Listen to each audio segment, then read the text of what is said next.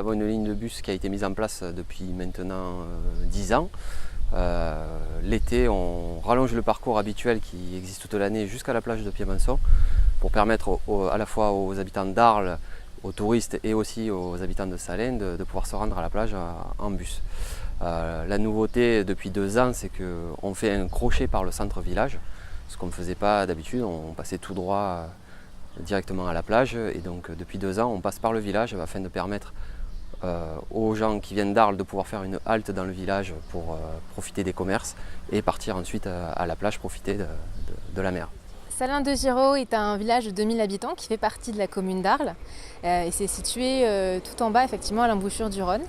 C'est un village qui est magnifique, qui est dans une réserve protégée dans la Camargue. Il y a différents lieux pour pouvoir visiter ça, notamment le domaine de la Palissade. Vous avez également les plages de Piémonçon et Baudu qui sont des plages préservées et qui sont particulièrement adorées par les habitants et par un périmètre large de Marseillais notamment, Avignonnais, voilà, qui viennent se ressourcer.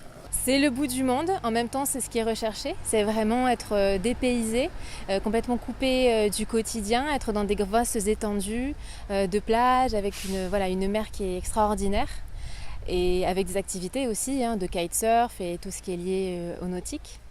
Et c'est vrai que c'est un lieu de destination vacances absolument exceptionnel. Les campeurs ont l'avantage de pouvoir prendre le bus toute la journée, de partir à la plage avec juste leur petit sac. Nous, notre principe, c'était de faire un terrain de camping où les gens n'utiliseraient le moins possible leur véhicule. Alors, donc on est ravis d'avoir cet arrêt de bus juste devant l'entrée du camping, ce qui nous permet d'avoir des navettes qui se font très très bien vers la plage de Piémonçon.